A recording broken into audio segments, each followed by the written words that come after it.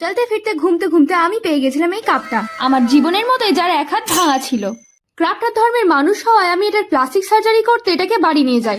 গল্পটা সেদিন শুরু হয় যেদিন আমি ক্লেটা অতিরিক্ত গরমের জন্য পাউডার মাখিয়ে রুটির মতো বেলতে থাকি। এরপর ক্লেটা ভালো করে কাপের গায়ে মুড়িয়ে দিয়ে কিছু আঁকাবাঁকা লাইন টেনে দেবো, যাতে এটা দেখে একটু কাঠের মতো লাগে আর এটা দেখে বোঝা না যায় যে এটা বিনা পয়সার জিনিস। এরপর সুন্দর করে একটা বেল্ট পরিয়ে দেবো। কিপটেমির শেষ সীমা পার করে আমি একটা নতুন টেকনোলজি বের করেছি। ক্লের ভিতরে প্লাস্টিক কাগজ ঢুকিয়ে ক্লের নাড়ুটা বড় করে পান্নাটাকে বানাবো। জালিয়াতি যে জনগণকে দেখিয়ে দিচ্ছে তাকে হাত চাপা দিয়ে কবর দিয়ে দেবো।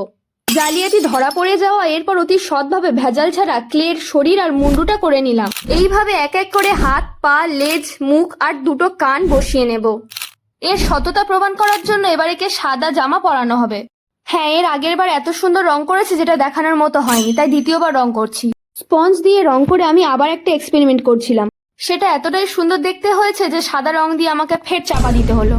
এবার কাঠ আর বেল্টটা সুন্দর করে রং করে নেওয়ার পর বোতামের মতো চোখ দুটো বসিয়ে এর উপর কালো কালো রং করে নেব। এটা খুবই ফাঁকা লাগছিল, তাই পিছনে ডেকোরেশনের টপ থেকে একটা গাছ তুলে নিয়ে আমি এর উপরে বসে দিয়েছি। Now it's ready to slay. Follow for more. আজকের মতো টাটা।